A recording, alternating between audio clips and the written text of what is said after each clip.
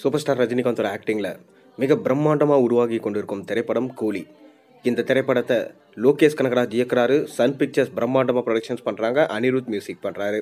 மேலும் இந்த வருஷம் ஆகஸ்ட் 10 இந்த படம் ரிலீஸ் ஆகும் என சொல்லப்பட்டு வருது.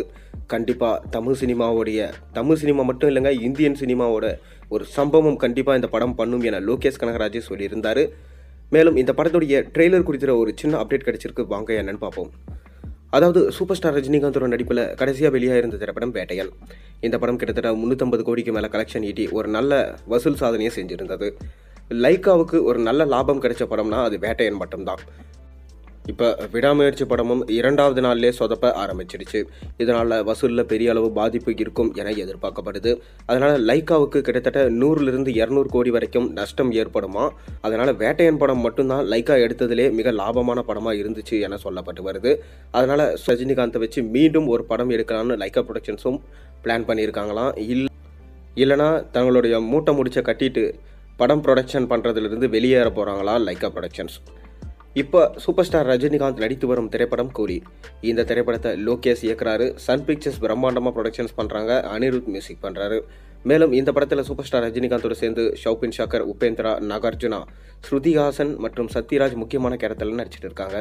அதை தொடர்ந்து அமீர் கான் இந்த படத்தில் ஒரு முக்கியமான ரோலில் பண்ணிகிட்டு இருக்காரு. சமீபத்தில் தான் இந்த படத்தோட ஷூட்டிங்கை சுவிட்சர்லாந்தில் எடுத்தாங்க.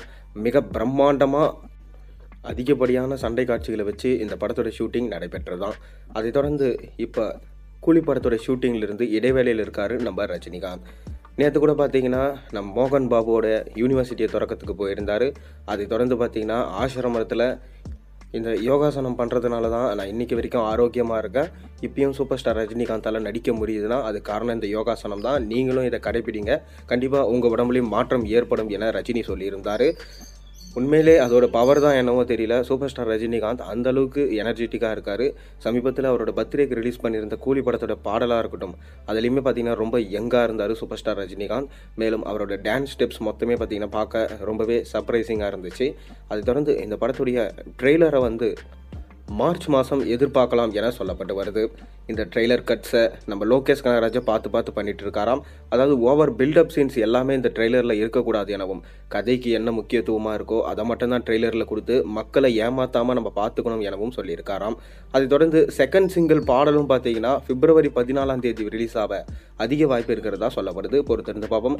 நீங்கள் கூலி படத்துக்காக அந்த அளவுக்கு வெயிட் பண்ணுறீங்கிறத மறக்காம கீழே கமெண்ட்டில் சொல்லுங்கள். மேலும் சேனலில் போகிற ஒரு விஷயம் முடிச்சு மறக்காம சேனல் சப்ஸ்கிரைப் பண்ண, லைக் பண்ணுங்கள், பெல் ஐகானை ப்ரெஸ் பண்ணுங்கள். அப்போ தான் நான் போகிற வீடியோஸ் நோட்டிஃபிகேஷன்